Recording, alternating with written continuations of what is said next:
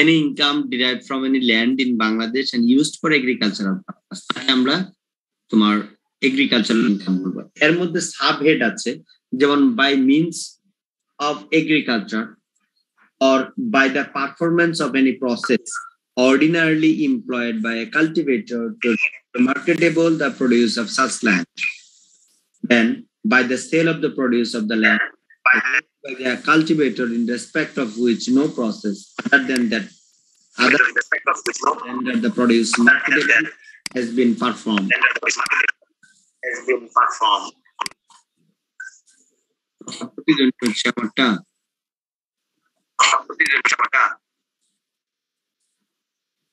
Suraya Parvin Shurubi. তুমি আছো?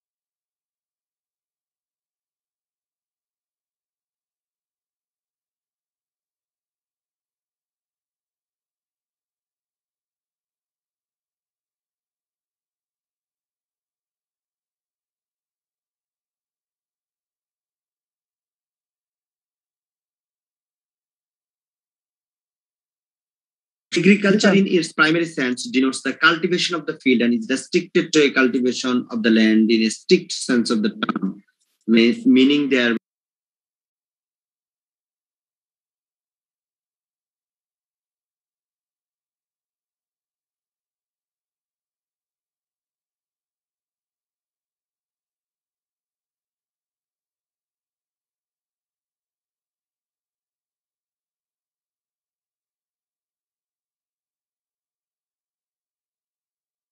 হচ্ছে যে any income derived from any building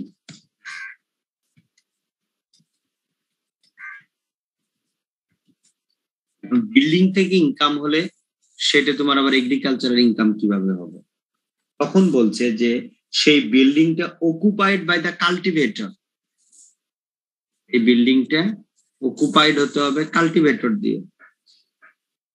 Of any such land is referred to subclause in which any process is carried to render marketable any such produce for sale, or which is on or in the immediate vicinity of such land is required by the cultivator as the dwelling house or storehouse or other outhouse by region of his connection with such land. মানে ওই এক কথায় যদি বলি যে ওই বিল্ডিংটা যদি কোনো এগ্রিকালচারাল পারপাসে ব্যবহার করা হয় তাহলে সেখান থেকে যদি কোনো ইনকাম হয় তাহলে সেটাকে আমরা বলবো এগ্রিকালচারাল ইনকাম। এখানে তোমরা বই থেকে পড়ে নিবে, এখানে কিন্তু সাব হেড আছে, আমি সাব হেড গুলো আর লিখছি না। সাব হেড আছে, সাব হেড গুলো আমি আর লিখছি না, তোমরা এগুলো বই থেকে একটু দেখে নিবা। Any income derive from any building, এই ক্ষেত্রে সাব হেড আছে বলে দিয়েছে। ওই বিল্ডিংটা কাল্টিভেটর দ্বারা অকুপাইড হতে হবে, সেখানে মার্কেটেবল প্রোডাক্ট যেন তোমার স্টোর থাকতে পারে বা অন্য কোনো উপায় থাকতে পারে, মানে এক কথায় building will be used for agricultural purpose, then income from that building is called agricultural income. এই ফার্স্ট হচ্ছে আমাদের আইডেন্টিফাই দ্য এগ্রিকালচারাল ইনকাম। আরো দুই একটা বিষয় আছে, সেটা আমি এত বিশদে যাচ্ছি না। যেমন এগ্রিকালচারাল তোমার যদি মেশিনারি হয় সেখান থেকে যে গেইনটা হবে, আমরা তো ক্যাপিটাল গেইন জানি, গতদিন একটু আলোচনা করেছি। যদি কোনো মেশিনারি থেকে বা ক্যাপিটাল অ্যাসেট থেকে যদি আমাদের কোনো ইনকাম হয় সেটাকে আমরা বলছি ক্যাপিটাল গেইন। বাট এগ্রিকালচারাল মেশিনটাও কিন্তু কি একটা ক্যাপিটাল অ্যাসেট, বাট যে মেশিনটা বা যে ইনস্ট্রুমেন্টটা তোমার এগ্রিকালচারাল পারপাসে নিয়োজিত আছে সেখান থেকে যদি কোনো গেইন হয় সেটা ক্যাপিটাল গেইন হেডে যাবে না, সেটা যাবে ইনকাম ফ্রম এগ্রিকালচারাল হেডে যাবে। কোথায় যাবে? ইনকাম ফ্রম এগ্রিকালচার হেডে যাবে। আচ্ছা, এখানে ক্যারেক্টারিস্টিক্স অফ এগ্রিকালচারাল ইনকাম আরেকটু আলোচনা আছে, আমি বলছি। It must derive from any agricultural land situated in Bangladesh. It must derive from any agricultural land situated in Bangladesh. The land may be situated in an urban area or in a rural area. যে কোনো জায়গায় হতে পারে। If the land is located outside Bangladesh, any agricultural income derived from such land will not be deemed to be agricultural income. In case of the resident SSC, such income will be included in his total world income under the head foreign income and would be liable to tax.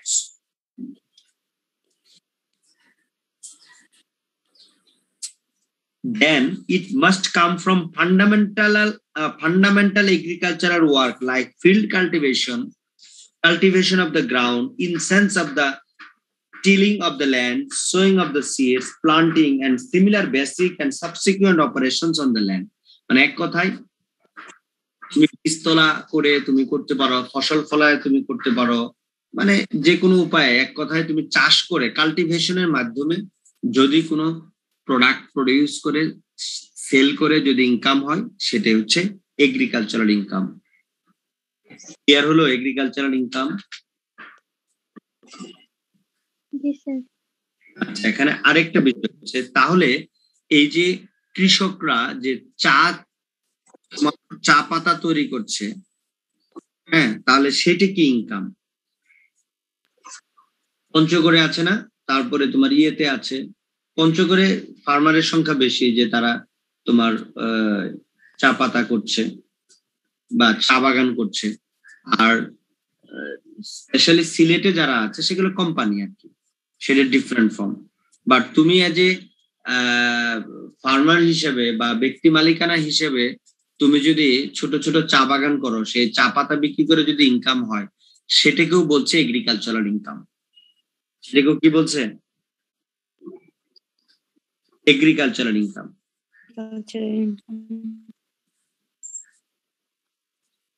কিন্তু এই ক্ষেত্রে একটু একটা condition আছে। সেই কন্ডিশনটা হচ্ছে যে 60%, সে ধরো তুমি চা পাতা থেকে 1 লক্ষ টাকা ইনকাম করলা চা পাতা বিক্রি করে, আর 60% দ্যাট ইজ 60,000 টাকা তোমার এগ্রিকালচারাল ইনকাম হিসেবে ট্রিট হবে, আর 40,000 টাকা তোমার ট্রিট হবে income from business and profession থেকে। Income from sale of tree.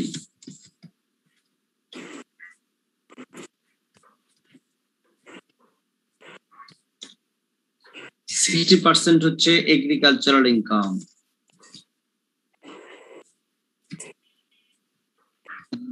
Sir বলেন। স্যার, অনেক ধরনের মানুষ আছে যারা দেখা যাচ্ছে যে মেশিন গুলা কিনে রাখে জাস্ট এগ্রিকালচার মানে অন্যের ধান মারার জন্য বা অন্যান্য কাজ করার জন্য, কিন্তু ওরা নিজস্ব ভাবে কোনো কিছু উৎপাদন করে না। এই মেশিনটা থেকে যে ইনকামটা আসতেছে এটাও কি এগ্রিকালচারের মধ্যে যাবে? না, এটা এগ্রিকালচার কেন হবে? সে তো বিজনেস করছে। তখন এটা বিজনেসে চলে যাবে। হ্যাঁ, সে তো কোনো কাল্টিভেশনের সাথে সে যুক্ত না। তার মানে এটা হচ্ছে পার্সোনালি মেশিন হতে হবে, যে যেই হ্যাঁ, মেশিন হতে হবে। সে তো কাল্টিভেশনের সাথে যুক্ত না। এগ্রিকালচার হতে গেলে তো আপনাকে কাল্টিভেশনের সাথে যুক্ত হতে হবে। জি, বুঝতে পারছি স্যার।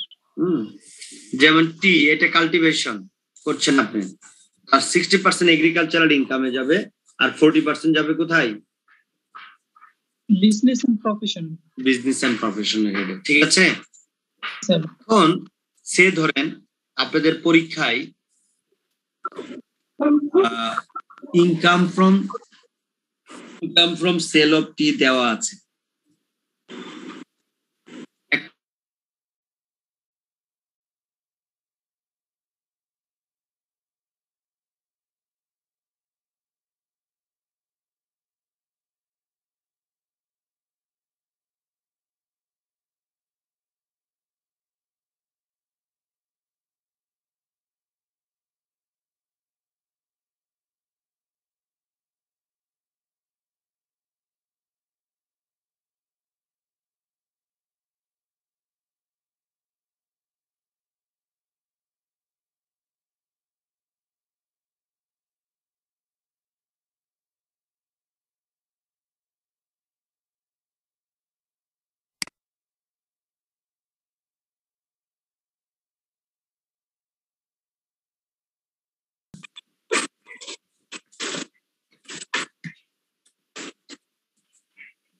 এখন মিস্টার এক্স এর যদি আপনার বের করতে বলেন, আবার সাউন্ড কে করছে, একজনকে রিমুভ করে দিচ্ছি, সে ক্লাসেই ঢুকতে পারবে না, আবার সাউন্ড কে করছে। সুরাইয়া পারভিন, আবার আপনি সাউন্ড করছেন, আপনারা মিউট করে রাখেন প্লিজ, মিউট করে রাখেন। একজনকে কিন্তু রিমুভ করে দিয়েছেন, সে ক্লাসে ঢুকতে পারবে না।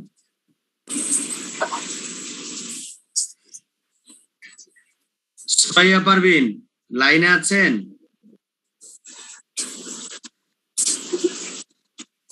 লাইনে নাই, তার মানে রিমুভ করে দিচ্ছি। জয়েন করে ঘুম পারবেন, দরকার নাই। স্যার আছি তো। আছি তো এতক্ষণে কেন? স্যার আমরা আছি তো এতক্ষণে কেন? আমি কি এখন ডাকছি?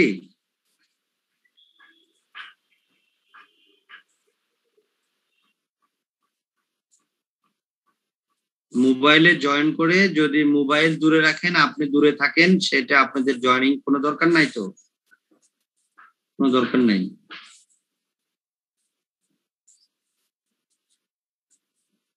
যেটা বলছিলাম,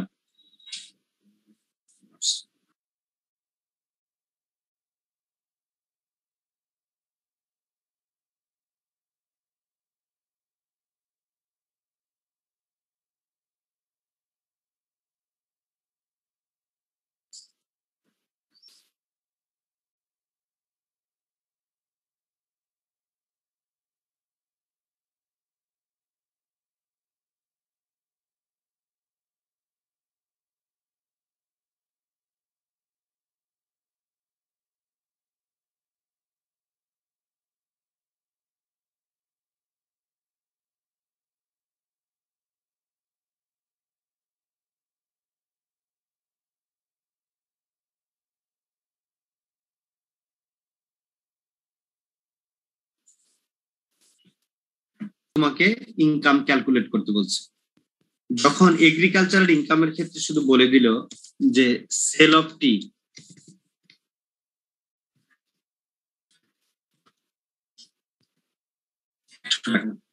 তখন কিন্তু অটোমেটিক্যালি মিস্টার এক্স এর 4টা খাত হবে।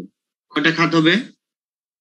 4টা খাত হবে, কারণ এই সেল অফ টি 60 টাকা যাবে এগ্রিকালচারাল ইনকাম, আর বিজনেস এন্ড প্রফেশন তোমাকে বলে নাই, বাট তখন তোমাকে লিখতে হবে income from business and profession.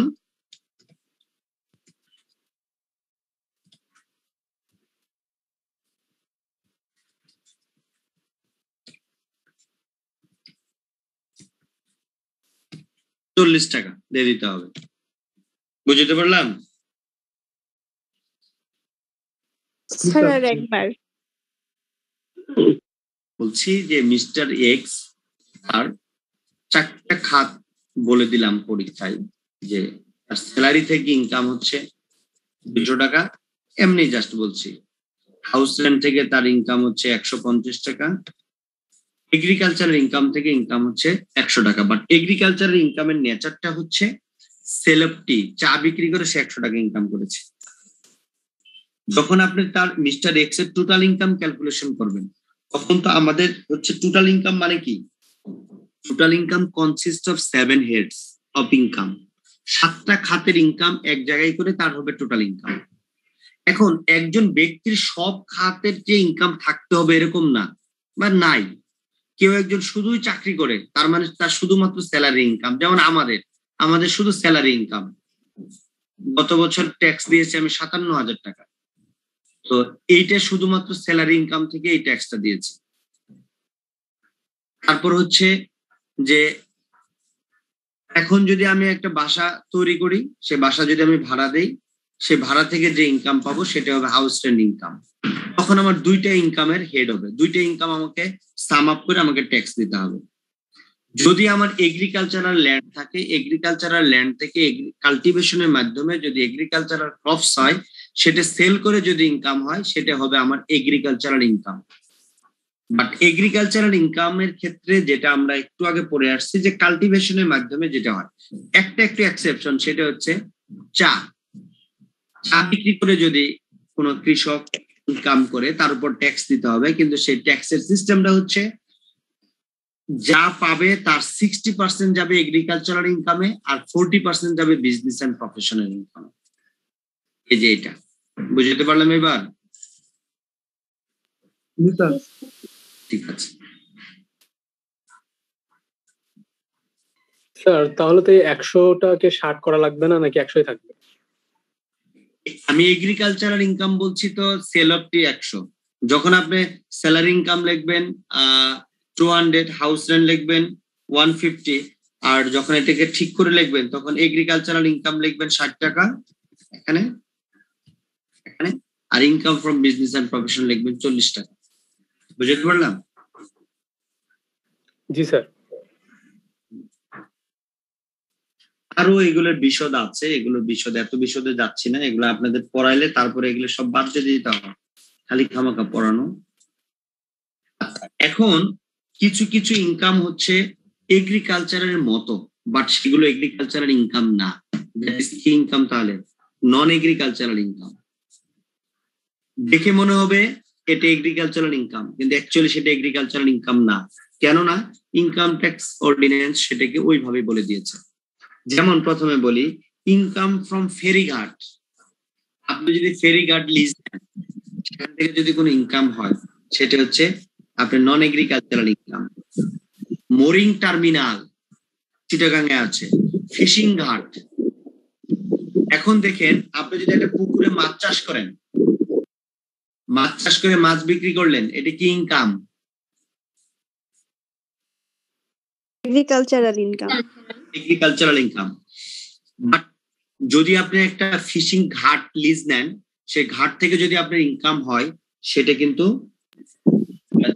না।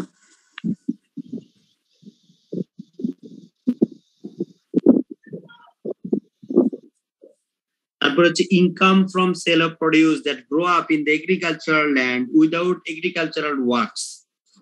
আপনি এগ্রিকালচারাল ল্যান্ডে এগ্রিকালচারাল ওয়ার্কস ব্যতীত যদি কোনো ক্রপস হয় সেটা বিক্রি করে যদি আপনি টাকা পান, যেমন আপনার এমনি জাস্ট এগ্রিকালচারাল ল্যান্ড আছে, সেখানে আপনি কোনো প্রকার কাল্টিভেশন করেন নাই, কিছু ঘাস হয়েছে, এখন এই ঘাসগুলো কেউ আপনাকে অফার করলো যে এই ঘাসগুলো আমি কিনে নিতে চাই, তাহলে এই যে এগ্রিকালচারাল ল্যান্ড থেকে আপনার এই ইনকামটা কিন্তু এগ্রিকালচারাল ইনকাম না। বুঝতে পারলাম? তারপর হচ্ছে আপনার কয়েকটা ফলের গাছ এমনিই হয়ে গেছে, সে ফল বিক্রি করে টাকা পেলেন, এটা এগ্রিকালচারাল ইনকাম না। কিছু ফুল হয়ে গেছে,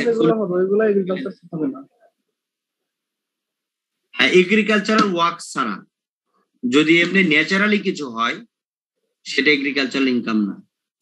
income from salt production by flooding the land with sea water and then extracting salt there from. আপনার হচ্ছে যে বন্যা হয়েছে জমির উপর, বা আপনার সিয়েতে সমুদ্রে ওয়াটার লেভেল বেড়ে গেছে, বেড়ে পানি আসছে, সেখান থেকে আপনার লবণ হয়েছে, এটা আপনার এগ্রিকালচারাল ইনকাম না। Income from cutting and selling of timber on contract, income on arrear of land for agricultural land, income from letting out vacant land not use for agricultural purpose, royalty ground and against lease of land. এত দরকার নাই, আমি common জিনিসগুলো বলছি। Income from sale of water used for irrigation, এটা জানার দরকার আছে। Income from sale of water used for irrigation, ইরিগেশনের সময় মানে মেশিন দিয়ে পানি বিক্রি করে না, সেটা এগ্রিকালচারাল ইনকাম না। Income from sale of forestry, আপনি বন থেকে যদি কোনো ট্রি বিক্রি করেন, গাছ কেটে, যেটা অন্যায়, এরপরেও এখানে বলছে কোনো ফুল বিক্রি করেন, কোনো বাঁশ বিক্রি করেন, অন্য কোনো ফ্রুটস বিক্রি করেন, এগুলো হচ্ছে মানে বনে যেগুলো হয় এগুলো তো ন্যাচারালি হয়। এই কারণে এগ্রিকালচারাল ওয়ার্কস যেখানে নাই, দ্যাট ইজ যেখানে ভ্যালু এডিশন নাই, সেটা ইনকাম এগ্রিকালচারাল ইনকাম হবে না। আচ্ছা, আরেকটু ক্লিয়ার করে দিচ্ছি। ইনকাম ফ্রম ফিশারিজ, এখন ফিশারিজের ক্ষেত্রে একটা আছে, ship anchor, butter and income derived from butter and cheese making. এগুলো এগ্রিকালচারাল ইনকাম না, এগুলো কি না?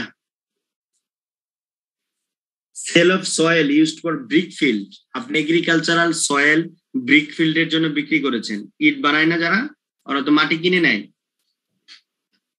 মাটি কিনে নিয়েছে, এই ইনকামটা এগ্রিকালচারাল ইনকাম না। তাহলে এগ্রিকালচারাল ইনকাম আমাদের প্রথম যেটা ছিল যে আইডেন্টিফাই দ্য এগ্রিকালচারাল ইনকাম, আমরা দুইটা জিনিসই পড়লাম যে কোনগুলো এগ্রিকালচারাল ইনকাম, কোনগুলো এগ্রিকালচারাল ইনকাম না। এবার আমরা আসবো অ্যাডমিসিবল এক্সপেন্স। এই এগ্রিকালচারাল ইনকাম কিছু বলবে, মানে বলবেন স্যার? বলেন। স্যার পুকুরে মৎস্য চাষ করে যারা, ওগুলো কি এগ্রিকালচার হবে?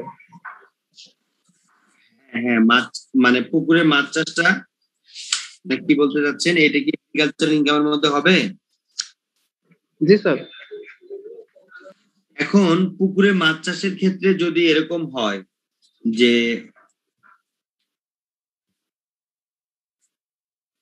আপনার হচ্ছে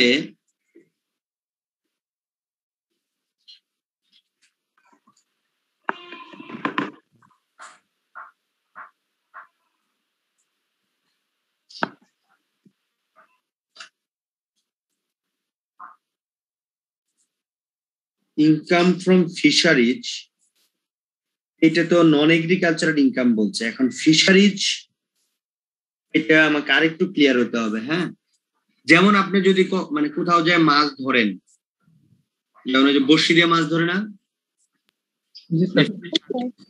সেখান থেকে যদি কোনো ইনকাম হয় সেটা কিন্তু এগ্রিকালচারাল ইনকাম না।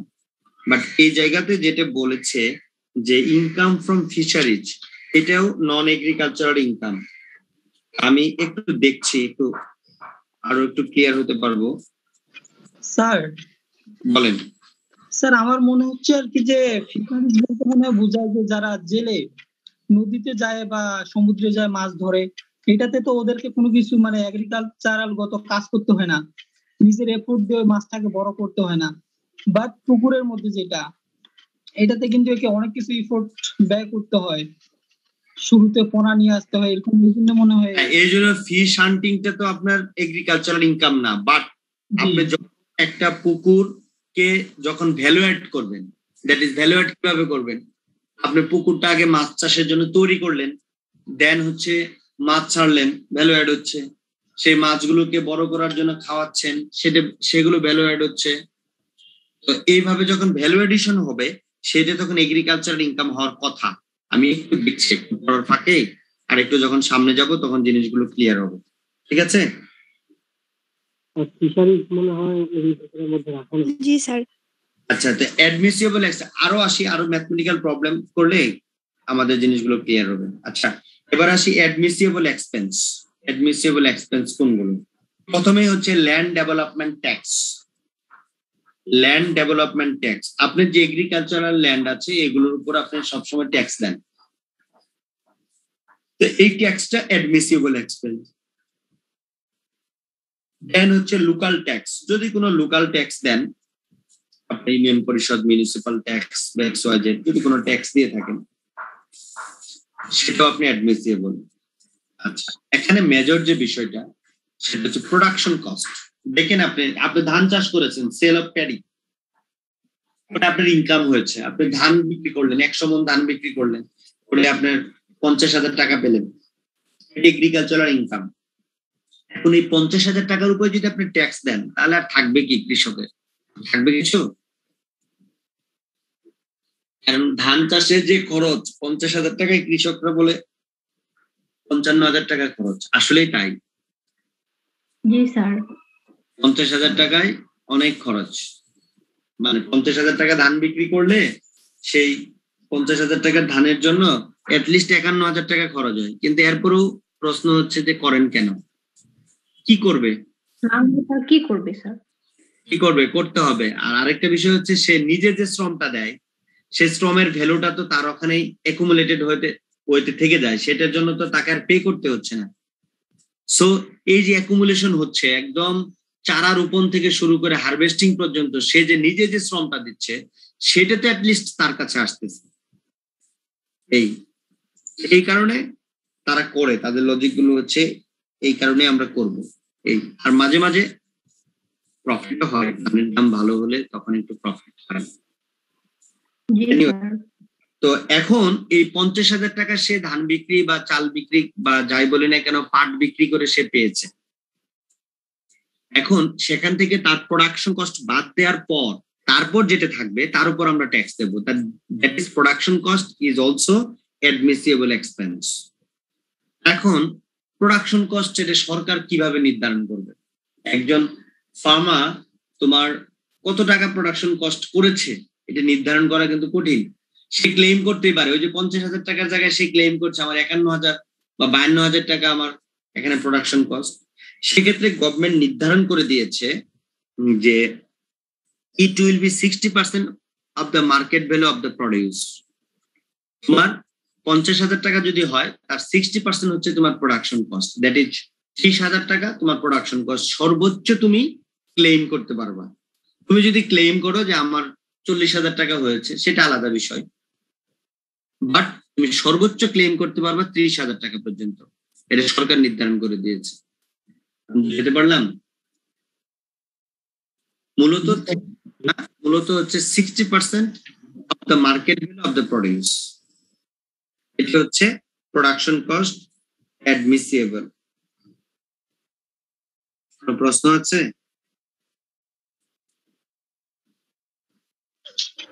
স্যার এই জিনিসটা একটু আরেকবার বুঝাই দেন স্যার। কি আরেকবার বুঝাবো? এই জিনিসটাই বুঝো না? হ্যাঁ, এই জিনিসটা কি বুঝলা না এখানে? তুমি বলো তো। আমি একেবারে উদাহরণ দিলাম যে একজন কৃষকের ধান বা পাট বিক্রি করে 50,000 টাকা ইনকাম হয়েছে। এখন সে কি 50,000 টাকার উপরে ট্যাক্স দেবে? তা দেবে না। সেখান থেকে সে কিছু খরচ বাদ দেওয়ার জন্য ইনকাম ট্যাক্স অথরিটি নির্ধারণ করে দিয়েছে। তার মধ্যে কি তার ওই ল্যান্ড, যে ল্যান্ডের উপর তার এই ধান হয়েছিল সেই ল্যান্ডের কোনো ট্যাক্স দিয়েছে কিনা, তাহলে সে সেটা বাদ দিতে পারবে। খাজনা কি তোমার খাজনা যেটাকে বলে বাংলায়, সেটা সে বাদ দেবে। অন্য কোনো ধরনের যদি ট্যাক্স দিয়ে থাকে সেটাও সে বাদ দিয়ে দেবে। আরেকটা যেটা মেজর কস্ট সেটা হচ্ছে প্রোডাকশন কস্ট সে বাদ দেবে। আর প্রোডাকশন ক্ষেত্রে মানে কস্টের ক্ষেত্রে গভর্নমেন্ট বলে দিয়েছে তুমি সর্বোচ্চ তুমি যে বিক্রি করে যে ইনকাম করেছো সেই ইনকামের 60% পর্যন্ত তুমি production cost allowable, that is তুমি বাদ দিতে পারবা। 1 লাখ টাকা যদি তোমার ধান চাল বা ধান পাট বিক্রি করে যদি তুমি পাও, তুমি 60,000 টাকা পর্যন্ত তুমি প্রোডাকশন কস্ট বাদ দিতে পারবা। এর বেশি তুমি পারবা না। তুমি যতই বলো না কেন আমার 1 লাখ টাকায় 1,05,000 টাকা খরচ হয়েছে, সেটা সরকার মানবে না। এখন কি বুঝতে পারলা না বলো? তারপর হচ্ছে ইন্স্যুরেন্স প্রিমিয়াম। যদি তুমি ইন্স্যুরেন্স করে থাকো, any sum paid to premium in order to effect an insurance against loss or damage to the land or any crop to the or cattle to be reared on the land. তুমি যদি তুমি গরু চাষ করো, মানে গরু লালন করো আর কি, গরু পালন করো, এখন এই গরু বিক্রি করে ইনকাম, এটা কিন্তু এগ্রিকালচারাল ইনকাম। এখন এই গরু মারা যেতে পারে, গরু অসুস্থ হতে পারে, XYZ, তুমি তখন চিন্তা করলা তুমি একটা ক্যাটেল ইন্স্যুরেন্স করবা। এই ইন্স্যুরেন্স এক্সপেন্সটাও তুমি বাদ দিতে পারবে, এটা অ্যাডমিসিবল এক্সপেন্স। ঠিক আছে স্যার? বলেন। স্যার এখন একটা মানুষ দেখা যাচ্ছে যে মনে করেন যেই সময় পাট করছে, পাট করার সময় আসলে ও দেখা যাচ্ছে যে ওর 1,50,000 টাকা খরচ হয়ে গেছে, যেটা ও বলতেছে, বাট ও বিক্রি করছে 1 লাখ টাকায়। এখন দেখা যাচ্ছে যে ওই সময় বন্যা হয়েছিল খুবই, যার কারণে পাট নষ্ট হয়ে গেছে, ক্ষতি বেশি হয়ে গেছে। বাট সরকারের তো রুলস, যেটা ইনকাম করছে তার মধ্যে 60% এক্সপেন্স দেখাইছে, এর ক্ষেত্রে কি করবে? এক্ষেত্রে নিয়মটা হচ্ছে বলছি, any sum paid in respect of the maintenance of any irrigation or production work or other capital asset, and such as maintenance includes current repairs in case of the production dikes and embankments, all such work as may be necessary from year to year for repairing or damage or destruction caused by flood or other natural causes. এখানে তোমার সেটের ক্ষেত্রে কিছু নাই, but তোমার বন্যায় বা কোনো ন্যাচারাল ডিজাস্টারে যদি তোমার ইরিগেশন প্লান্ট অথবা তোমার এগ্রিকালচারাল ল্যান্ড যদি ক্ষতিগ্রস্ত হয়, বুঝতে পারছো? জি স্যার। অথবা অন্য কোনো কারণে ন্যাচারাল ডিজাস্টারে যদি তুমি তোমার ওই এগ্রিকালচারাল ল্যান্ড বা অন্য কোনো কিছু যদি ক্ষতিগ্রস্ত হয়, সেটাকে রিপেয়ার এন্ড মেইনটেনেন্স এর জন্য তুমি সেই পরিমাণ অ্যামাউন্ট তুমি অ্যাডমিসিবল এক্সপেন্স করতে পারো। এখন তুমি বলছো যে তোমার ক্ষেত ভর্তি বা তোমার ল্যান্ড ফুল অফ জোট হঠাৎ করে বন্যা হয়ে বা এক্স ওয়াই জেড হয়ে নষ্ট হয়ে গেল, তাহলে তো তোমার এগ্রিকালচারের ইনকামই হলো না। তোমার যদি ইনকাম না থাকে তুমি এক্সপেন্স কেন তুমি বাদ দিতে চাইবা? আমি কি বুঝাইতে পারলাম? স্যার বন্যা হলে তো সম্পূর্ণটা নষ্ট হয়ে নাও যাইতে পারে। আচ্ছা বন্যা হয়ে তোমার 70% নষ্ট হলো বা 50% নষ্ট হলো, আর 50% তোমার কি হলো? ইনকাম হলো। এখন এই রুলসে শোনো, ইনকাম ট্যাক্সের যখন স্কোপ পড়ে আসছো তখন কিন্তু ইনকাম ট্যাক্স অর্ডিন্যান্স শুরুতে ছিল, কিন্তু প্রতি বছরে ফিনান্স অ্যাক্ট হয়। এখন প্রতি বছরে যখন ফিনান্স অ্যাক্ট হয় তখন এই ধরনের প্রাকৃতিক দুর্যোগকে কনসিডার করে ফিনান্স অ্যাক্ট হয়। যেমন এবার হচ্ছে তোমার কি করোনাকে কনসিডার করে কিন্তু ফিনান্স অ্যাক্ট হয়েছে, বিভিন্ন জায়গায় কিন্তু ট্যাক্স তোমাকে রিডিউস করেছে। এক, দ্বিতীয়ত হচ্ছে এই ফিনান্স অ্যাক্টও যদি না আসে, এখন স্যার কথা হচ্ছে যে ফিনান্স অ্যাক্ট জুলাইয়ের 1 তারিখে হয়, জুলাইয়ের 5 তারিখে বন্যা হয়ে গেল বা জুলাইয়ের 5 তারিখে একটা ভূমিকম্প হলো বা এক্স ওয়াই জেড হলো, ন্যাচারাল কোনো ডিজাস্টার হলো, তখন কি হবে? তখন হবে যে এনবিআর এই অথরিটি রাখে, তারা তখন এসআরও জারি করে, স্ট্যাটিউটরি রেগুলারিটি অর্ডার জারি করে যে জুলাইয়ের 10 তারিখে অমুক অঞ্চলে ভূমিকম্প বা অতি বন্যা বা অতি তাপ বা অতিমারি অন্য কোনো কারণে এই ধরনের ফসলের ক্ষতিগ্রস্ত হয়, কৃষকদের সকল ট্যাক্স মওকুফ করা হলো। তাহলে সেক্ষেত্রে নাই, সেগুলো হচ্ছে এক্সেপশনাল সিচুয়েশন। যদি ওই ধরনের কোনো অর্ডার না থাকে তাহলে যেভাবে আছে সেভাবে ট্যাক্স দিতে হবে। তবে জেনারেলি হয়, সাধারণত পাস্ট এক্সপিরিয়েন্স আমাকে বলে যে এটা হয়, যে তোমার স্পেশাল কোনো বন্যা, দীর্ঘমেয়াদী বন্যা বা তোমার হচ্ছে অন্য কোনো সমস্যা হয়েছে, সেই কারণে ট্যাক্স তোমার হয়, এই ধরনের ট্যাক্স রিল্যাক্স হয়। বুঝতে পারলাম? জি স্যার, বুঝতে পারছি।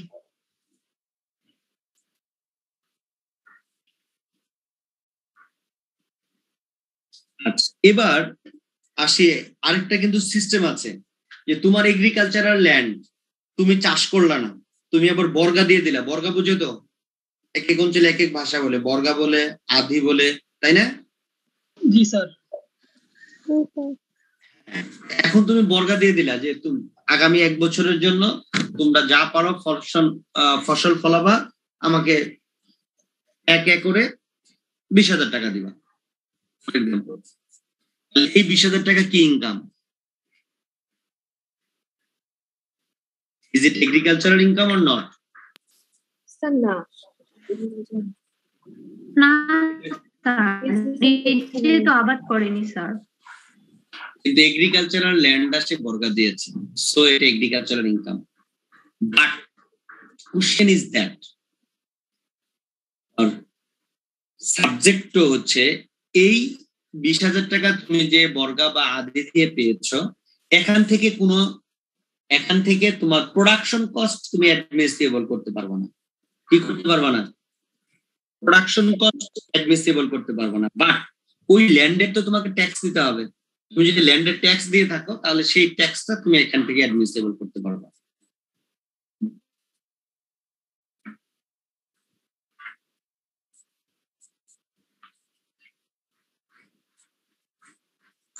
ম্যাথমেটিক্যাল প্রবলেম করলে আরো একটু দিয়ে নেবে।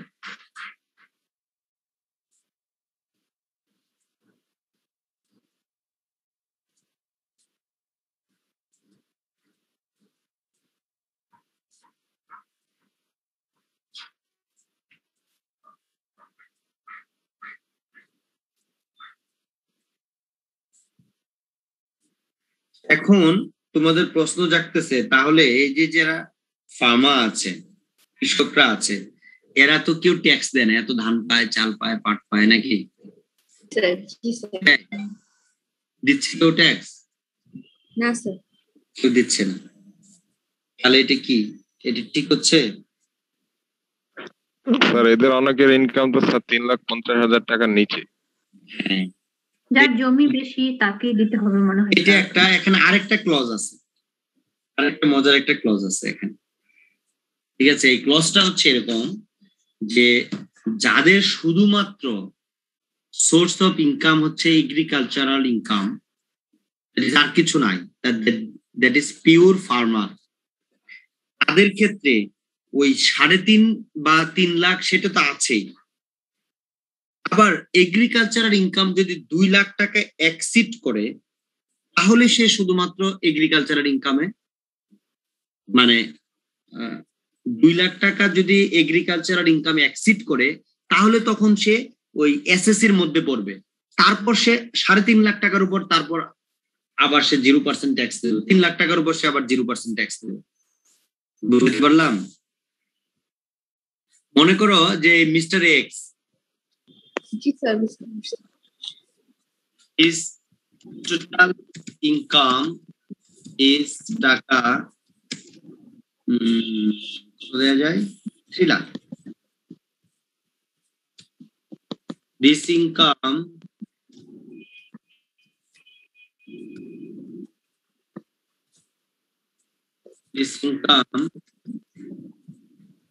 comes from only one source of income, like income from agriculture. Mr. X তার টোটাল ইনকাম হচ্ছে 3 লাখ টাকা, যে ইনকামটা শুধুমাত্র এগ্রিকালচারাল ইনকাম থেকে আসছে। ঠিক আছে, এবার তার ট্যাক্সটা কি হবে? এখানে ক্লজ বলছে যে শুধুমাত্র যদি এগ্রিকালচারাল ইনকাম হয়, তাহলে সে 2 লাখ টাকা পর্যন্ত এক্সট্রা সে ট্যাক্স লিমিট পাবে, যে 2 লাখ টাকা পর্যন্ত তাকে ট্যাক্স দিতে হবে না। তাহলে প্রথম 2 লাখ টাকার উপর ট্যাক্স দিতে হবে না, পরবর্তী 1 লাখ টাকার উপর 0% ট্যাক্স। তার ট্যাক্স কত? তাহলে 0।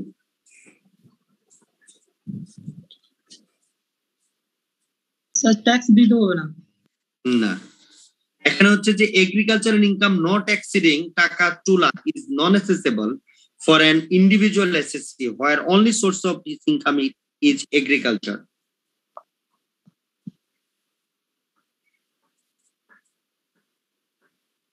আবারও বলবো, না স্যার। একটা উদাহরণ দিই, বেশি ক্লিয়ার হবে। মিস্টার হাসান, তার টোটাল ইনকাম হচ্ছে 6,50,000। His only source of income is agriculture. Mister X এর 6,50,000 হচ্ছে তোমার টোটাল ইনকাম, কিন্তু অনলি সোর্সটা হচ্ছে কি? Agricultural income. তাহলে in this case up to 2 lakh is non assessable income. 6.5 লাখের মতো 2 লাখ হচ্ছে কি ইনকাম? Non assessable income. তারপর is also eligible to enjoy the normal non accessible limit. Normal non accessible limit কত? 3 লাখ না? জি স্যার। পরবর্তী 1 লাখ পর্যন্ত জিরো। তাহলে সে প্রথমত নন অ্যাসেসেবল ইনকাম হচ্ছে তার কত?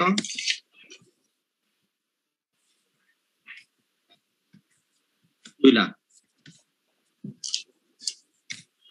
এটা শুধুমাত্র তার এগ্রিকালচারাল ইনকাম হওয়ার কারণে। এবার যদি মিস্টার এক্স এর ইনকাম ফ্রম স্যালারিও হতো 2 লাখ টাকা, তখন কিন্তু আর এই বেনিফিটটা কিন্তু সে পেত না। এবার তাহলে তার মানে কত থাকলো? 4.5 লাখ টাকা, তাই না? তাহলে ফার্স্ট 3 লাখ টাকার উপর কত পার্সেন্ট? 0%। 0%। 3 লাখ আর 2 লাখ 5 লাখ। তারপর নেক্সট কত আসলো? নেক্সট 1 লাখ টাকার উপর। নেক্সট 1 লাখ টাকার উপর 5%। তাহলে হলো কত? 5,000। তাহলে কত হলো টোটাল? 2, 3, 5 আর 1, 6। তারপর ব্যালেন্স 50,000 টাকা। নেক্সট বলবো না, আমরা ব্যালেন্স বলবো। ব্যালেন্স কত থাকে 50,000 মাল্টিপ্লাই 10% ইকুয়াল টু কত 5,000। তাহলে টোটাল ট্যাক্স কত?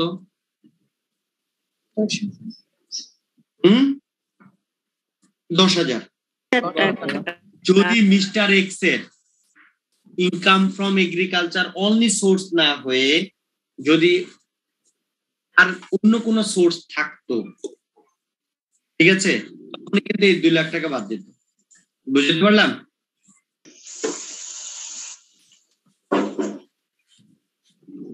এবার মজার বিষয় দেখো, মিস্টার এক্স যদি হয় 70 years old, x 70 years old, এবার ঘটনা কি বলতো?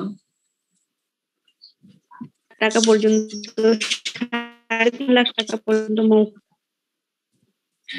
তখন এখানে হবে 350, তখন আর এইটা থাকবে না, তাই না?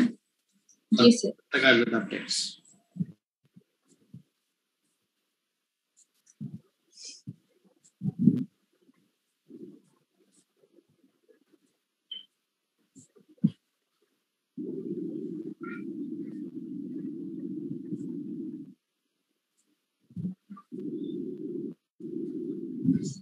ঠিক আছে?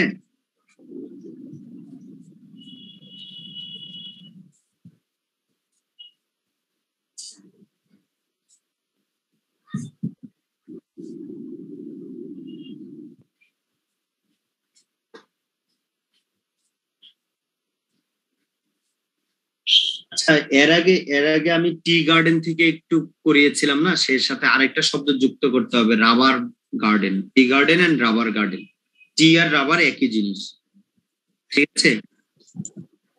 Tea and rubber.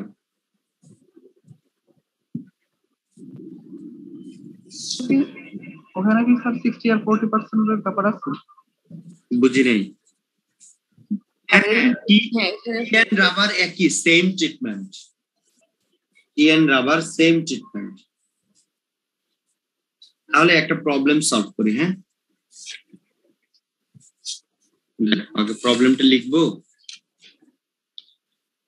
ছোট করে আগে লিখে নেই প্রবলেমটা।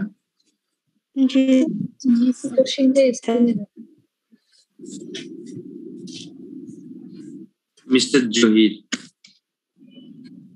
ঠিক আছে, আর ইনকাম ইয়ার হচ্ছে 2019 জুন। এগুলো না লিখছি, সে কি করেছে মিস্টার জহির, একটু লিখতে হবে his income year is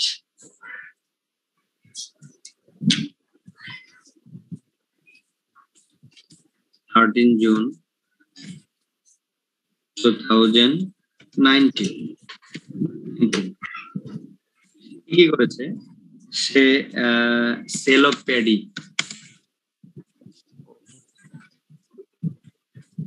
sell of paddy 150 মন, 150 মন।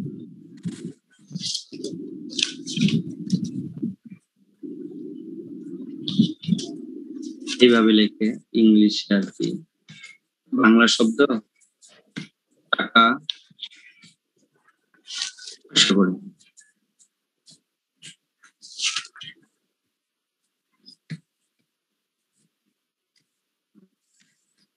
তারপর কি আছে? সেল অফ গুড,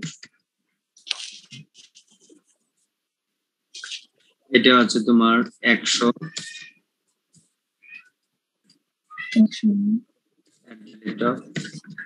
টাকা 800 ফর্ম।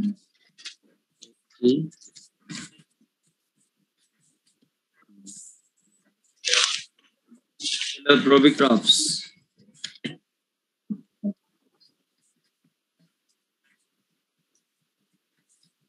Robbie crops 60,000। তারপর হচ্ছে sell of T,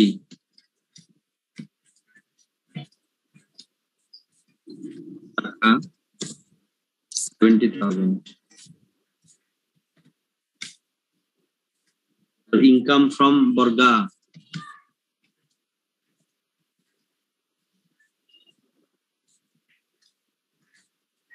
Taka 20,000. And a lease of agricultural land. Last one হচ্ছে lease of land. 30,000.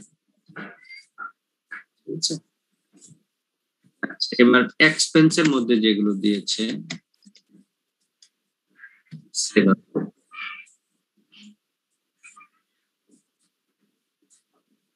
এক্সপেন্স বলছে যে cost of seed and fertilizer. Cost of seed and fertilizer.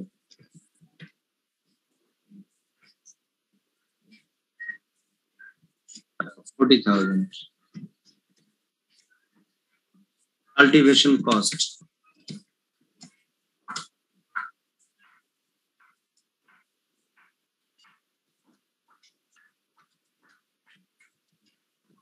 Uh, 65,000. Transportation cost.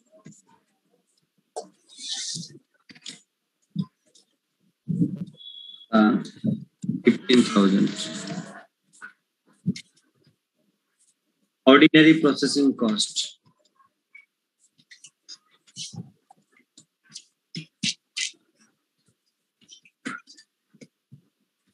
Uh, 25,000. Land revenue paid.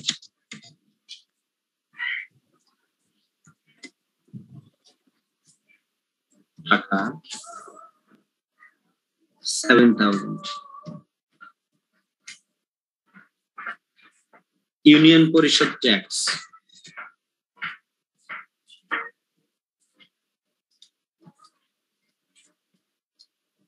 Union Porishad tax. Taka 7,400. Crop insurance premium. Crop insurance premium. 5,600.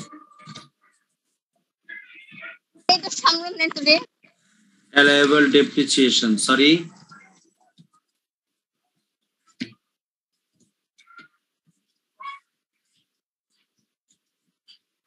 Allowable depreciation. Taka 3,000.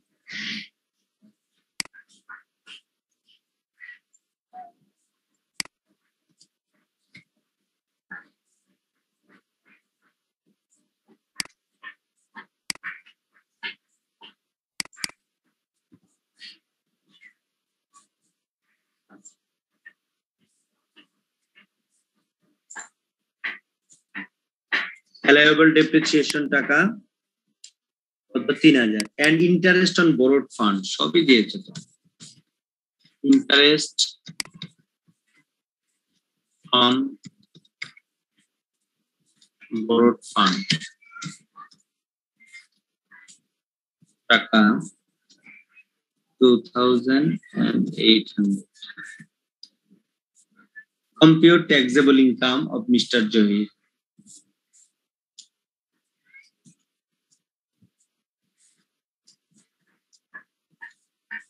Compute taxable income. দুইটা condition দিয়েছে একটা হচ্ছে তোমার he didn't keep proper books of accounts. এটা আমার একটু বলা উচিত ছিল এর আগেই, যাই হোক এখন চলে আসছে, সমস্যা নাই, এখন বলবো he didn't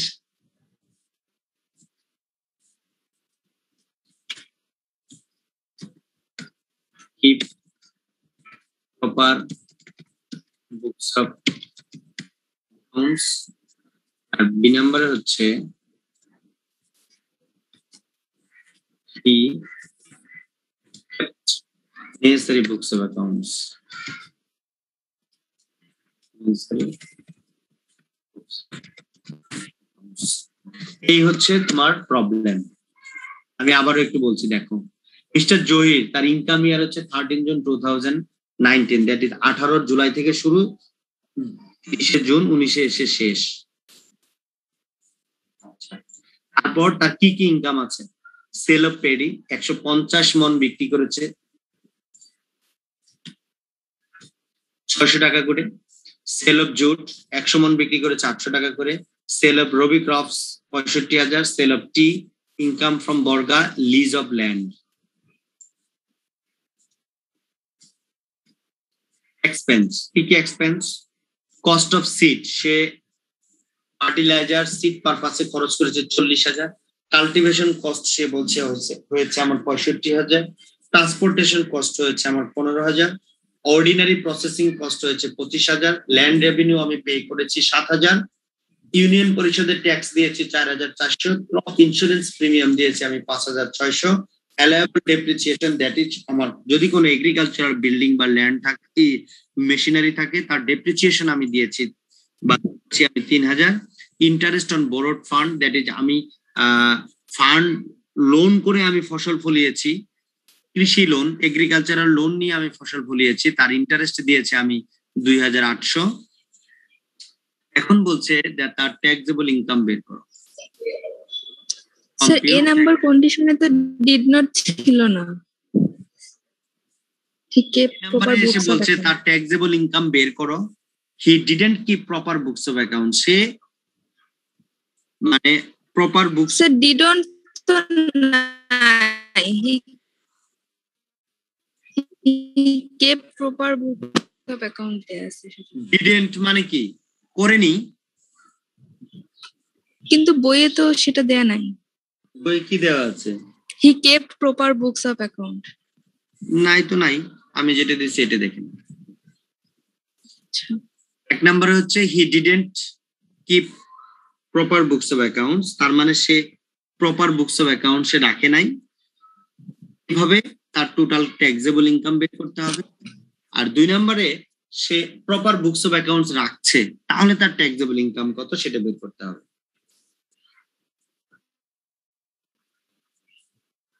ঠিক আছে, এবার আমাদের প্রবলেম সলভ করব। তাহলে আমাদের হচ্ছে যে হোয়ার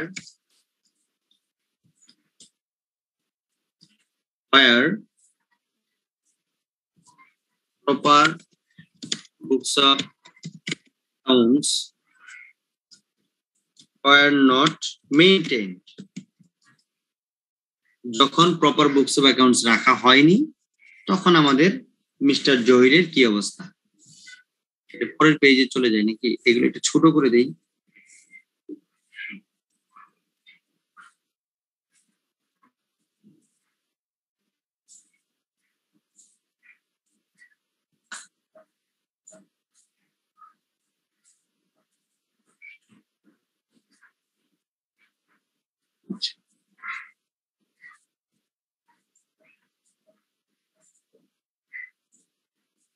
Where proper books of accounts were not maintained, that is 1 number condition। Condition একে।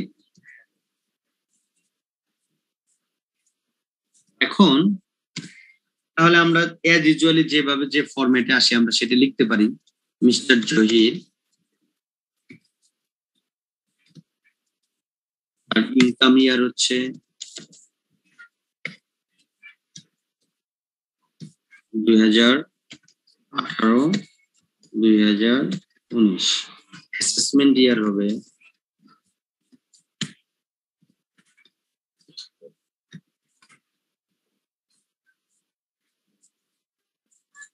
অ্যাসেসমেন্ট ইয়ার হবে 2019-20।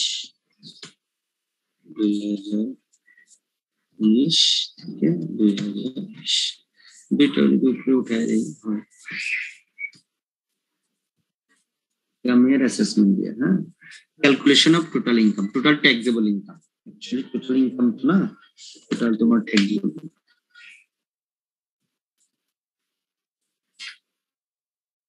নিচে লিখবো calculation total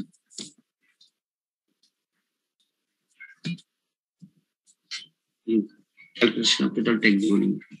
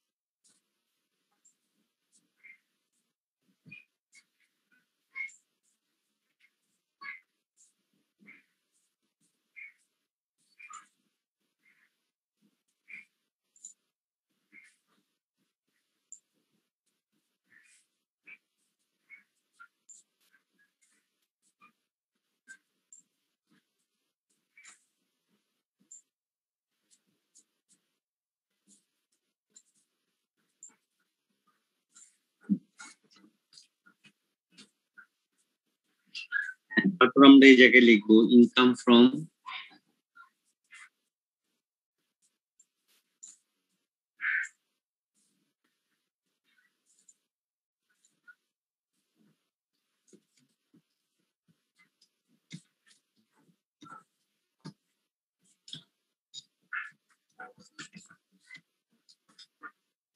income from agriculture section হচ্ছে 26 থেকে 26 and 27 একসাথে লিখে দিই 26 and 27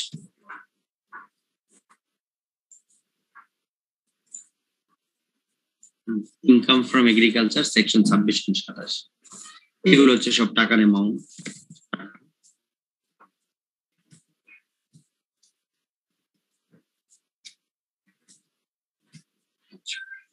তাহলে আমরা প্রথমে লিখবো যে ইনকাম আমাদের কি কি ইনকাম আছে, যে sale of paddy, income from sale of paddy,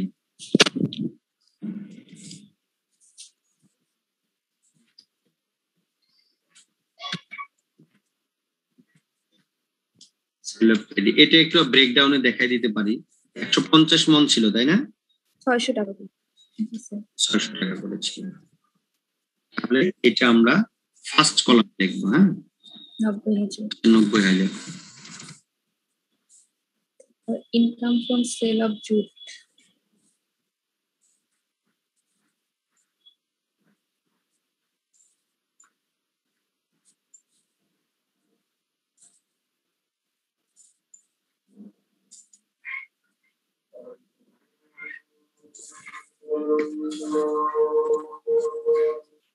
sale of jute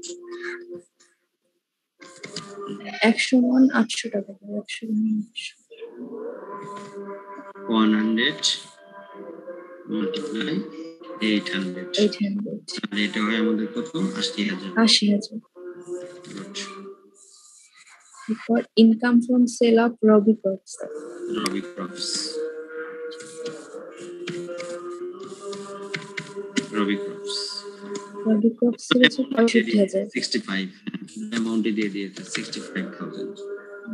তারপর হচ্ছে কি আছে sale of tea, rabi crop চলে গেছে সেল অফ টি। আচ্ছা সেল অফ টি এর ক্ষেত্রে আমরা জানি কি পার্সেন্টেজ বেস, হ্যাঁ তাহলে 70,060 এখানে আমরা তাহলে ব্র্যাকেটে লিখব এটা কত ছিল 70,000 তাই না? জি স্যার। apply 60% 0.60 বা 60% 42,000 42,000। আচ্ছা তারপরে যে বলেছিলাম ইনকাম ফ্রম আদি বা বর্গা এটা হবে তাই না?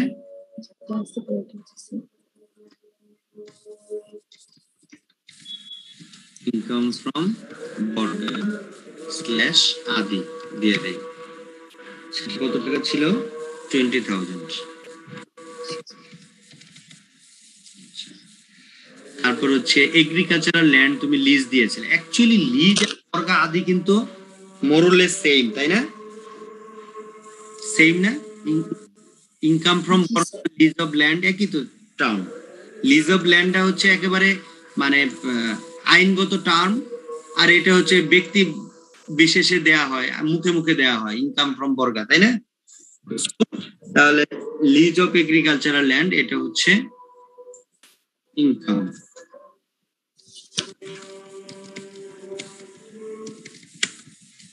কত ছিল? 30,000।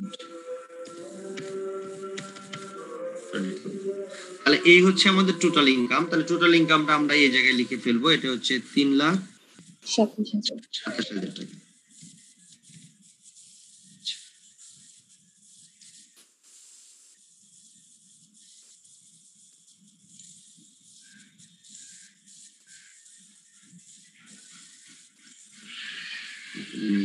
সুন্দর দেখতে, বড় বড়।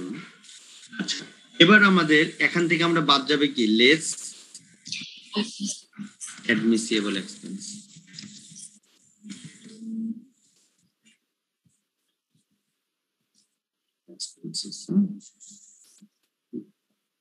অ্যাডমিসিবল, এই একটা বেশি দিচ্ছি বারবার। লেস অ্যাডমিসিবল এক্সপেন্স, কি কি অ্যাডমিসিবল এক্সপেন্স?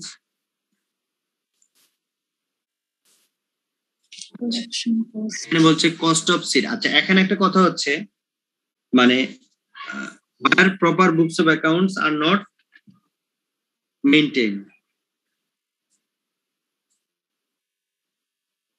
ঠিক আছে?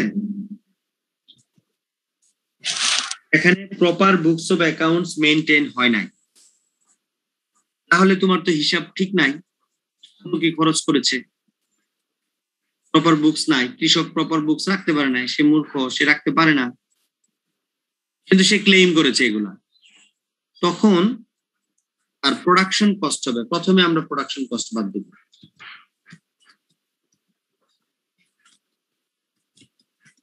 প্রোডাকশন কস্ট কত হবে? প্রোডাকশন কস্ট কত বাদ যাবে? 60%, তাই না? এখন 60% কোন অ্যামাউন্টের? 3,27,000 না স্যার। দেখো, 30,000 টাকার কোন প্রোডাকশন কস্ট আছে? না স্যার। 30,000 টাকার কোন প্রোডাকশন কস্ট আছে? না স্যার। শুধুমাত্র এই তিনটা সাম আপ করলে কত হয়? 90 আর 80 কত? 1,70,000 আর 65 কত?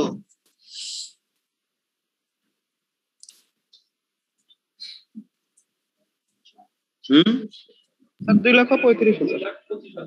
2,35,000। এই 2,35,000 টাকার উপর আমাদের 60% প্রোডাকশন কস্ট বাদ দিতে হবে। 2,35,000।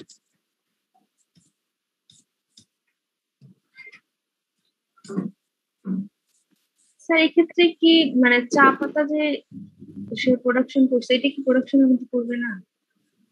না, এটা করবে না।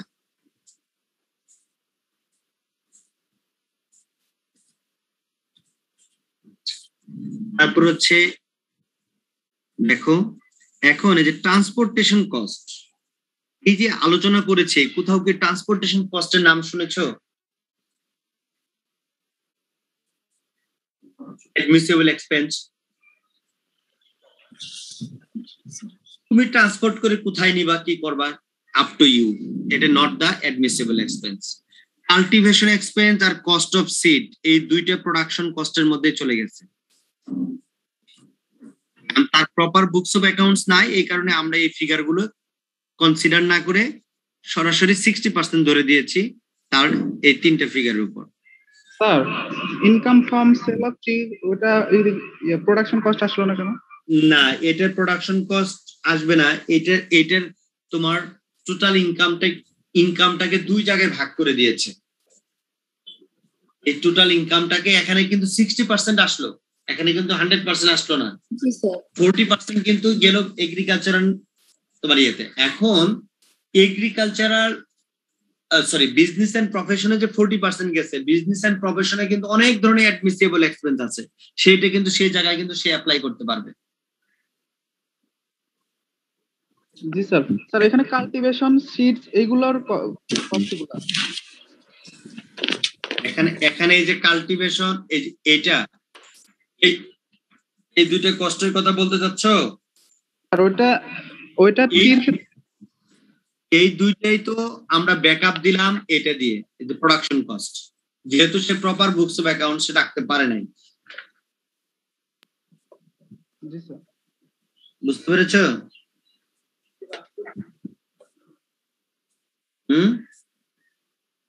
জি স্যার।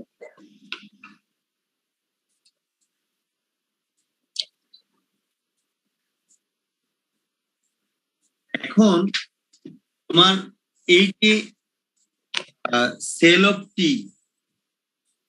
অফ টি এটা 60% এগ্রিকালচারাল ইনকাম আর 40% হচ্ছে বিজনেস এন্ড প্রফেশন ইনকাম।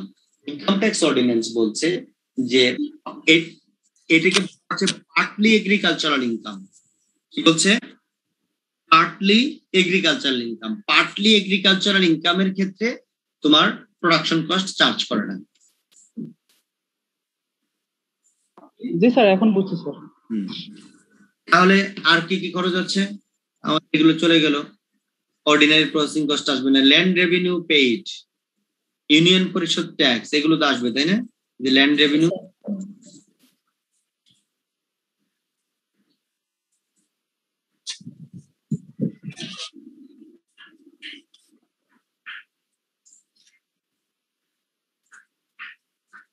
$7,000।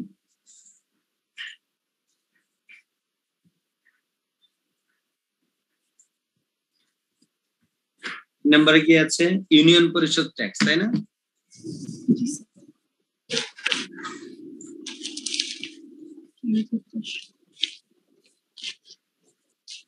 কত টাকা? 4,400।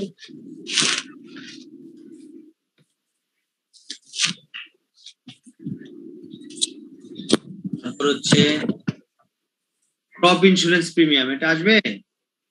জি স্যার আসবে। হ্যাঁ।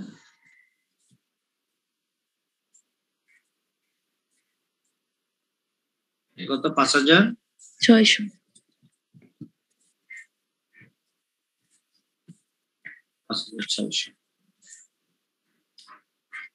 allowable depreciation। তারপর হচ্ছে allowable depreciation। আচ্ছা, এখন ডেপ্রিসিয়েশনের ক্ষেত্রে আসি। ডেপ্রিসিয়েশনটা হচ্ছে এই ডেপ্রিসিয়েশনটা কতটুকু কিভাবে হবে? allowable depreciation যতটুকু সেটাকে কনসিডার করবা।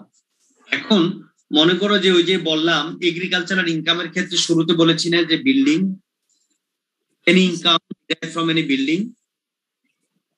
এখন এই বিল্ডিং এর কি হবে? বিল্ডিং এর ডেপ্রিসিয়েশন হবে না? এখন বিল্ডিং বিভিন্ন ধরনের হতে পারে, আধা পাকা বিল্ডিং হতে পারে, পাকা বিল্ডিং হতে পারে, এরকম।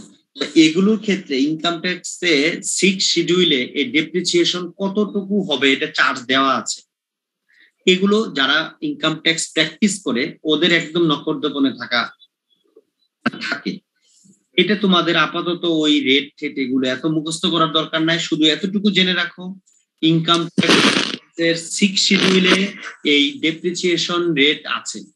আধা পাকা বাড়ি হলে কতটুকু ট্যাক্স রেট, পাকা বাড়ি হলে কতটুকু ট্যাক্স রেট, প্রথম বছর কতটুকু, দ্বিতীয় বছর কতটুকু, এইভাবে আছে ট্যাক্স রেট। সেই ট্যাক্স রেট অনুযায়ী ইনকাম ট্যাক্স অর্ডিন্যান্স এলাও করেছে তার 3,000 টাকা ডেপ্রিসিয়েশন। অ্যালাউয়েবল ডেপ্রিসিয়েশন কত? 3,000 টাকা। সো আমরা এটাকে চার্জ করব।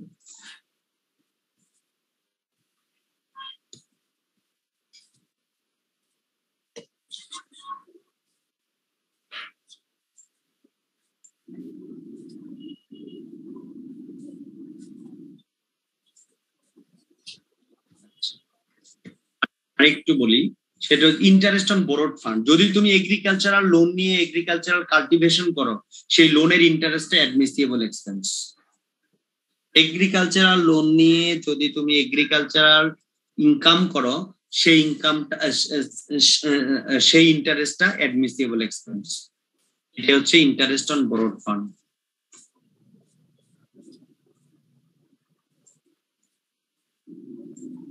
কত টাকা? 2,000। এই হচ্ছে টোটাল। আমি এই কলামে কেন লিখলাম সবগুলো? এই হচ্ছে টোটাল অ্যাডমিসিবল এক্সপেন্স 160। তাহলে টোটাল ইনকাম থেকে অ্যাডমিসিবল 1,63,800 যখন বাদ দিব সেটা 63,800, এটা হবে 1,63,000।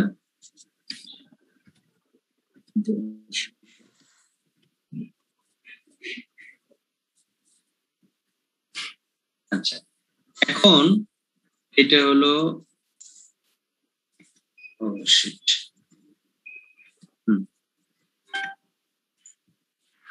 আচ্ছা, এখন আমরা কি করব? Income from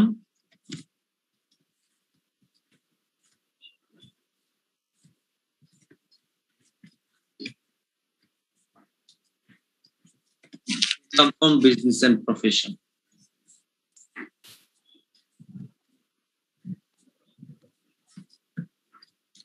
Sale of tea.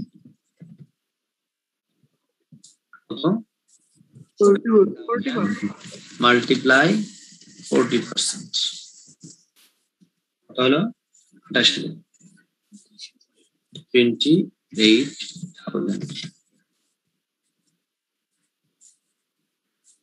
এবার তার টোটাল ট্যাক্সেবল লিমিট হচ্ছে, এবার দেখো আমি যদি একটু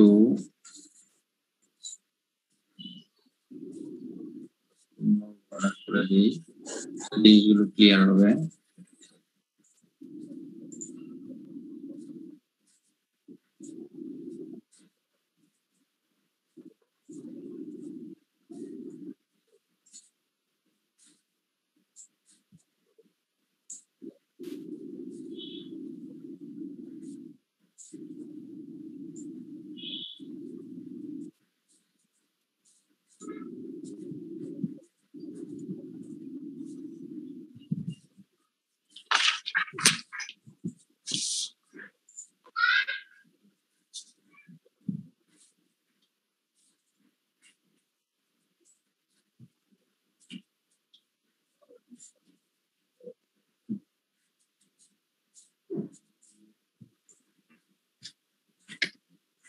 টোটাল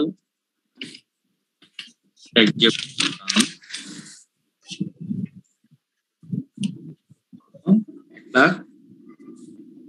1,90,000, তাই তো?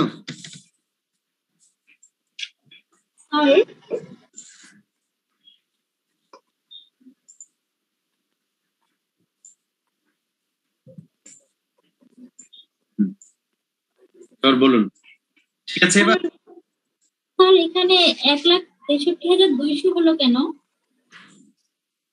বাদ দেন তো 3,27,000 থেকে 1,63,200 বাদ দেন তো কত হয়? ও আচ্ছা, ঠিক আছে। বুঝছি এবার।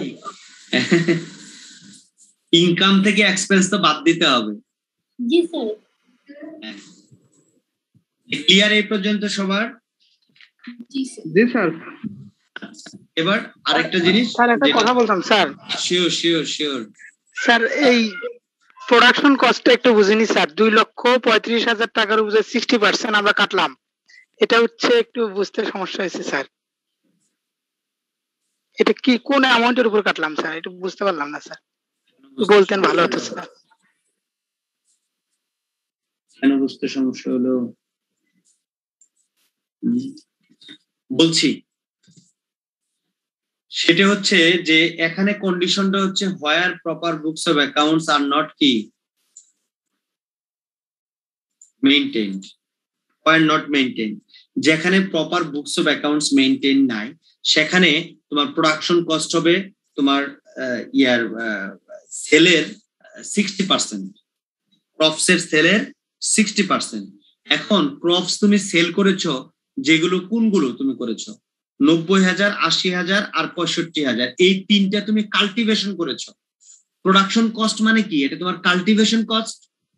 তাহলে তিনটা তুমি কাল্টিভেশন করেছো। তুমি টিটা হচ্ছে partly agricultural income, this is also cultivated তোমার এগ্রিকালচারাল ইনকাম, এটাও তুমি কাল্টিভেশন করেছো, বাট এটা হচ্ছে partly agricultural income. Partly agricultural ইনকামের ক্ষেত্রে তোমার প্রোডাকশন কস্ট অ্যাডমিসিবল না। আর ইনকাম ফ্রম বর্গা বা আদি, তুমি আরেকজনকে তুমি বর্গা দিয়ে দিয়েছো, তুমি কি কোনো এগ্রিকালচার কোনো কাল্টিভেশন করেছো? না। তুমি যখন এগ্রিকালচারাল ল্যান্ড লিজ দিয়ে দিয়েছো তখন তুমি কোনো কাল্টিভেশন করেছো? না। সো এই ইনকাম গুলোর তোমার হবে না, তোমার হচ্ছে কি হবে না, তোমার প্রোডাকশন কস্ট অ্যালায়েবল না। শুধুমাত্র এই উপরের তিনটা হচ্ছে তোমার, এর উপর তোমার প্রোডাকশন কস্ট অ্যালায়েবল। উপরের তিনটা সাম আপ করলে কত হয়? 2,35,000 টাকা হয়। তার উপর 60% 1,40,000। এবার বুঝতে পারছো? জি স্যার, ধন্যবাদ স্যার। এইটা কখন? যখন তোমার proper books of accounts are not maintain. যখন proper books of accounts maintain হবে তখন 60% হবে না, বুকসে যা আছে সেই অনুপাতে হবে। দেখো এখন আমরা আসবো where proper books of accounts are maintained, where maintained। এখন আমরা আসবো, দেখো এগুলো তো আমার এজ ইউজুয়াল সেম থাকবে, শুধু আমার অ্যাডমিসিবল এক্সপেন্সে এসে আমার জিনিসগুলো চেঞ্জ হয়ে যাবে। এই হচ্ছে কম্পিউটার একটু সুবিধা, একবার উঠায় নিলে পরবর্তীতে আর প্রবলেম হয় না। এখন আমি এগুলো আর লিখতে হলো না, একেবারেই থেকে গেল। এগুলো তো আমার ঠিক আছে, কোনো সমস্যা নাই। 3,27,000 আমার প্রোডাকশন কস্টে এসে হচ্ছে আমার সব গল্প, ঠিক আছে? প্রোডাকশন কস্টে এসে হচ্ছে আমার সব গল্প।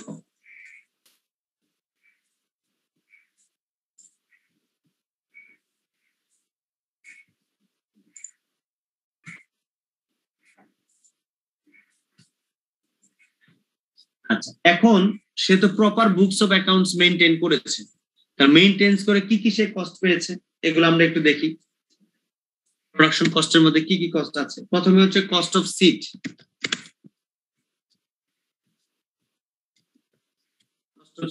কস্ট অফ সিড কত?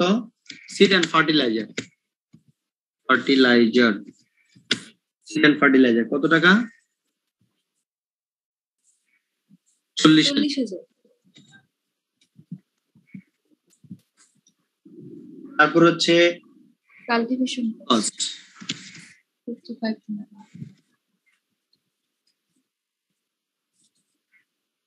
Cultivation cost 65। যেটা proper books of accounts maintain আছে, তার মানে এখানে কিন্তু তোমাকে দিতে হবে কি হচ্ছে যে সবগুলোর কিন্তু ডকুমেন্টস দিতে হবে। Cultivation cost. তারপর হচ্ছে সে ট্রান্সপোর্টেশন করেছে, ট্রান্সপোর্টেশন কস্টটাও সে ক্লেম করেছে, ট্রান্সপোর্টেশন কস্ট।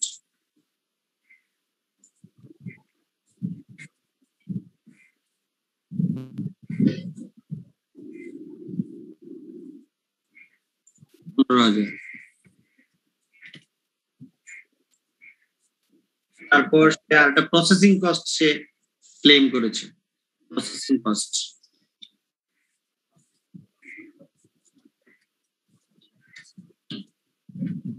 কত করেছে? 25,000। তাহলে এবার তার টোটাল কত দাঁড়ালো দেখি একটু। টোটাল দাঁড়ালো 1,45,000। আগে কত ছিল? 1,30,000। আগে কত ছিল? 1,41,000, তাই না? এবার কত হয়েছে? 1,45,000 টাকা বাড়ছে, তাই তো?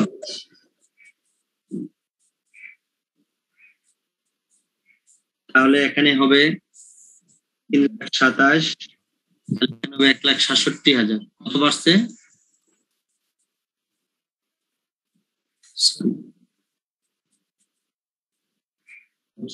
1,45,000 এগুলো। আচ্ছা, এগুলো যদি আমি আউটার কলামে এবার দিয়ে দিই তাহলে তো বেটার হবে।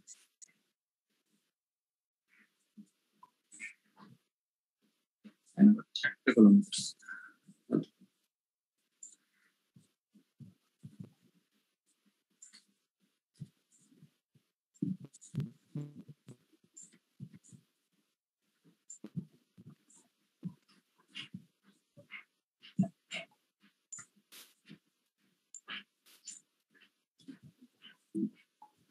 দেখো, আমাদের টোটাল ইনকাম ছিল 3,27,000, আমার টোটাল এক্সপেন্স হচ্ছে কত এখানে?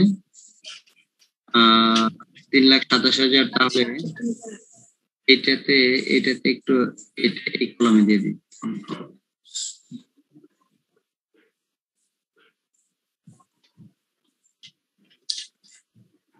এবার ঠিক আছে, এবার সুন্দর হয়েছে। তাহলে এইটা টোটাল দাঁড়ায় 1,45,7,5,6,3,2800। এটা তোমার দাঁড়ায় 1,67,800। 1,67,800। তাহলে 1,67,800 বাদ দিলে যেটা থাকে সেটা হচ্ছে income from agriculture.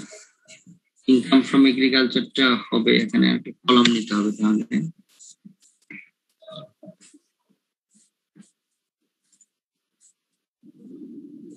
$159,200 income from business and profession 28,000। Sum up করলে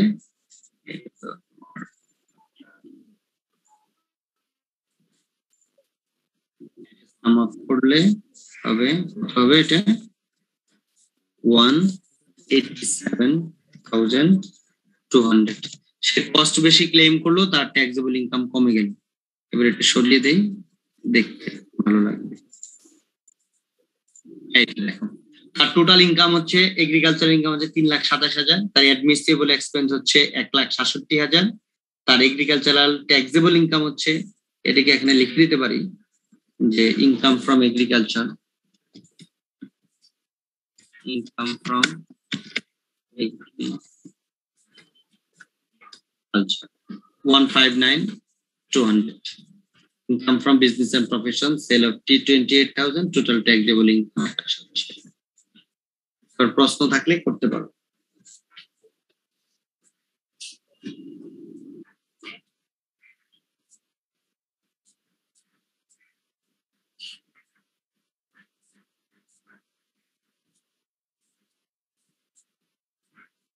প্রশ্ন থাকলে করতে পারো।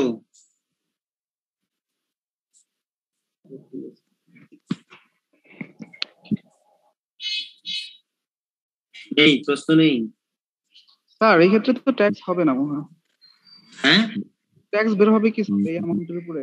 না, তোমার 2 লাখ টাকার মধ্যে তো তোমার তার ট্যাক্স নাই। স্যার সেটা বলছি। ঠিক আছে, 2 লাখ টাকা তো অ্যাকসেপ্ট করে নি আমরা। ট্যাক্স ক্যালকুলেশন আগামীকাল ক্লাসে দেখি। হ্যাঁ জি স্যার। আগামীকাল ক্লাসটা বৃহস্পতিবার না আগামীকাল নিতে পারবো কিনা বুঝতে পারছি না, দেখে আমি ট্রাই করবো। হ্যাঁ ওকে, ঠিক আছে, সবাই একটু প্র্যাকটিস করো। হ্যাঁ স্যার একটা কথা ছিল স্যার। হ্যালো, সবাই একটু দেখো, প্র্যাকটিস করো। জি স্যার। স্যার একটা কথা ছিল স্যার। শিওর স্যার, আপনি যে অগ্রণী ব্যাংকের কথা বললেন, এই অগ্রণী ব্যাংক হচ্ছে আমার বাসার পাশে আর কি, এই জন্য খোঁজ নিতে গেছিলাম। তো ওনারা বললো যে আসসালামু আলাইকুম। ভার্সিটির পাশে যে ব্যাংক আছে সেখান থেকে শুধু করা যাবে। আসসালামু আলাইকুম স্যার। ভার্সিটির পাশে না, এটা তো এটা বাড়ির আশেপাশে করা যাবে। আমি ম্যানেজারের কথা বললাম, ম্যানেজার তাই বললাম, হয়তো বা দিতে চাচ্ছে না, তাই হয়তো বা স্যার। কারণ বিশ্ববিদ্যালয় থেকে একটি লাগবে, সেটা বিশ্ববিদ্যালয় তোমাকে দিবে। প্রত্যয়নপত্র লাগবে, সেটা বিশ্ববিদ্যালয় তোমাকে দিবে। ওনাকে বললাম তো, উনি বললেন এটা শুধু মানে যে ভার্সিটিতে তার শাখা আছে তাদের জন্য, আর ভার্সিটির আশেপাশে যে ব্রাঞ্চ আছে ওখান থেকে নেওয়া যাবে। এই জন্য বললো, আমাকে ওই রকম খুলে বলেও নি, এই জন্য আমি পুরোটা বলতে পারলাম না, তাই বললো সে, মানে ম্যানেজার আমাকে এটা বললো। ইন্টারেস্টেড না, যে কোনো জায়গা থেকে দেওয়া যাবে, সমস্যা। সার্কুলারে এরকম কিছু লেখা নাই ভার্সিটি আশেপাশে শাখা থেকে দিতে হবে। ভাই বা স্যার যাই বলো, বড় ভাই, একটু সার্কুলারটা একটু পাওয়া যাবে, লোনের সার্কুলারটা, তাহলে বুঝতে পারতো যে না, এ তো বুঝে। জি স্যার, তাহলে তো হয়, সুবিধা হবে। ওই লোনের সার্কুলারে তো তাকে ডিরেকশনটা দিয়েছে কোথা থেকে কি দেয়া যাবে বা দেওয়া যেতে পারে। ঠিক আছে, তো সেখানে তোমার ভার্সিটির আশেপাশে শাখা এরকম যদি বলা থাকে তাহলে তার কথাটা ঠিক আছে। তো আমি যতটুকু শুনেছি বা জেনেছি এটা নাই। ঠিক আছে ও সবাই, আল্লাহ হাফেজ। আচ্ছা